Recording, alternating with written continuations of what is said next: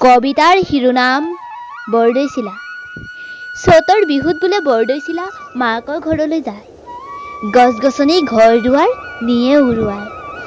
সৰুৰ পৰাই শুনি আহিছোঁ আইতাৰ মুখত, এয়া বোলে প্ৰকৃতিৰ নিয়ম। তাই বোলে বৰ শক্তিশালী, পলকতে নিয়ে সকলো ভাঙি চিঙি। তাই বোলে বহাগীৰ ৰাজকন্যা, তাই বুজি নাপায় প্ৰজাৰ দুখ যন্ত্ৰণা।